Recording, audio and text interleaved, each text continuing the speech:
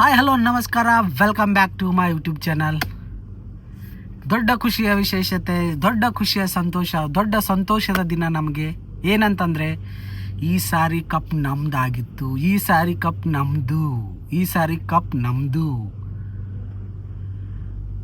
ಕೋಟಿ ಗಂಟಲೆ ಕೋಟಿ ಜನರ ಆಶೀರ್ವಾದದೊಂದಿಗೆ 18 ವರ್ಷದ ಮೇಲೆ ನಮ್ಮ RCB ವಿಜಯಭವ ಸಾಧಿಸಿದೆ. ಇಡೀ ವಿಶ್ವದಲ್ಲೇ ಸೆಲೆಬ್ರೇಷನ್ ಮಾಡ್ತಾ ಇದ್ದಾರೆ. ಕ್ರೀಡೆಗೆ ಇದು ಒಂದು ದೊಡ್ಡ ಮಟ್ಟದ ಯಶಸ್ಸು. ಸ್ಪೆಷಲಿ ಕ್ರಿಕೆಟ್ ಅಂತಂದಾಗ ನಮ್ಮ ವಿದೇಶಿಯರ ಕ್ರಿಕೆಟ್ ಅಂಥೇಳಿ ಬ್ರ್ಯಾಂಡ್ ಆಗಿತ್ತು. ಆದರೆ ಅದಕ್ಕೆ ಬ್ರ್ಯಾಂಡೆಡ್ ಆಗಿ ಮಾಡ್ತಕ್ಕಂಥದ್ದು ನಮ್ಮ ಇಂಡಿಯಾ, ಸ್ಪೆಷಲಿ ಅದರಲ್ಲಿ RCB ಟೀಮ್. 18 ವರ್ಷಗಳವರೆಗೂ ಕಾಯುವಿಕೆಗೆ ಹೇಗೆ ಜಯ ಸಿಕ್ತು ಅಂತಂದರೆ ಇಡೀ ವಿಶ್ವವನ್ನೇ ಕೊಂಡಾಡ್ತಾ ಇದೆ. ಅದರಲ್ಲಿ ಸ್ಪೆಷಲ್ ಆಗಿ salute to our all RCB players, management, all of fans. ಯಾರು ಕೂಡ ಊಹಿಸೋಕ್ಕೆ ಆಗಿಲ್ಲ. ನಮ್ಮ ಬಾಲಿಂಗು ಕೂಡ ಅದೇ ರೀತಿ, ಬ್ಯಾಟಿಂಗು ಕೂಡ ಅದೇ ರೀತಿ.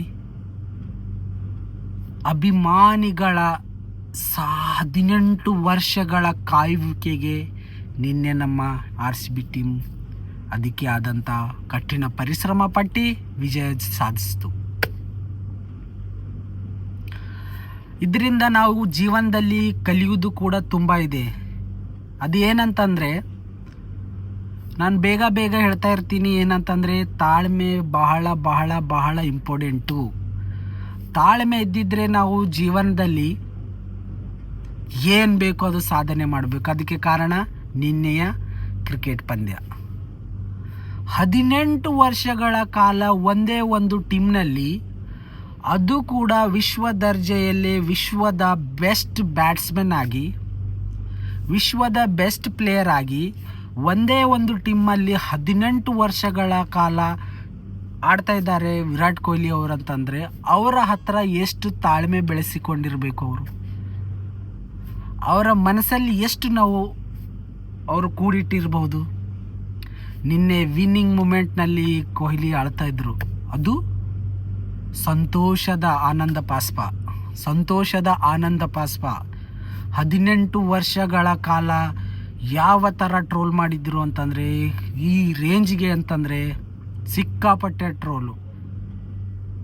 ಅಷ್ಟೆಲ್ಲ ನೋವನ್ನು ಒಳಗಡೆ ಇಟ್ಕೊಂಡು 18 ವರ್ಷಗಳ ಕಾಲ ಸತತವಾಗಿ ಬೆಂಗಳೂರು ಟೀಮಲ್ಲಿ ಇಟ್ಕೊಂಡು ಎಲ್ಲ ವರ್ಷದಲ್ಲಿ ಹೈಯೆಸ್ಟ್ ರನ್ ಮಾಡಿ ಒಂದು ಒಳ್ಳೆಯ ಪರ್ಫಾರ್ಮೆನ್ಸ್ ಕೊಟ್ಟರು ಕೂಡ ನಮ್ಮ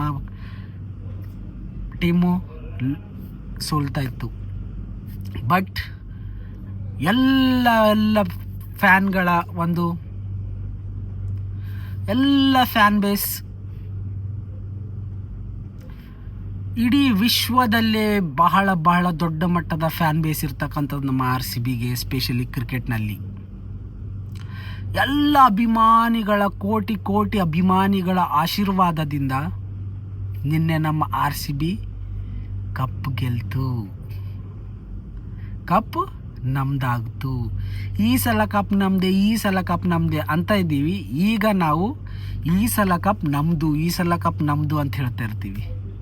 ಬಹಳ ಖುಷಿಯ ಸಂಗತಿ ಏನಂತಂದರೆ, ನಾವು UAEನಲ್ಲಿದ್ದೀವಿ.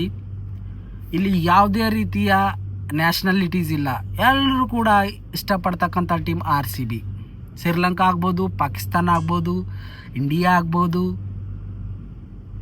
ಬೇರೆ ದೇಶ ಹುಡುಗರು ಕೂಡ ನಿನ್ನೆ ಮೊಮೆಂಟ್ಗೆ ನಾನು ಸಿಕ್ಕಾಪಟ್ಟೆ ಫಿದಾ ಆದೆ. ಏನು ಆಟ ಗುರು, ಏನು ಆಟದು. Really hats off to our RCB team. ಇದ್ರ ಮುಖಾಂತರ ನಾವು ಜೀವನದಲ್ಲಿ ಕೂಡ ಬಹಳ ಕಲಿಯುವುದಿದೆ.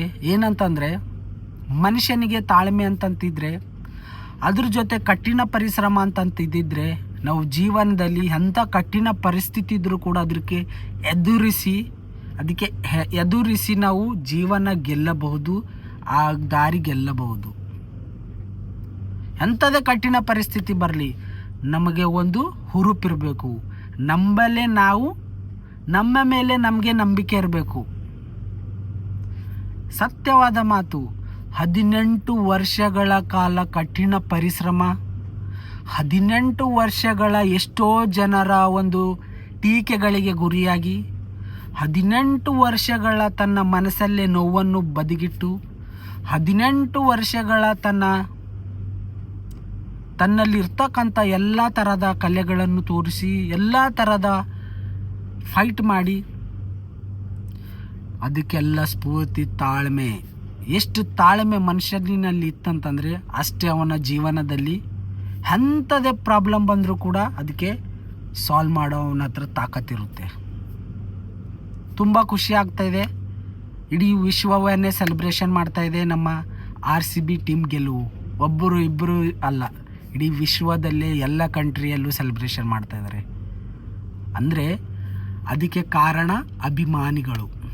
ಸೋತರೂ ಕೂಡ RCB, ಗೆದ್ದರೂ ಕೂಡ RCB. ಈ ರೀತಿ ಒಂದು ಕ್ರೀಡಾ ಸ್ಫೂರ್ತಿ ಇದೆಯಲ್ಲ,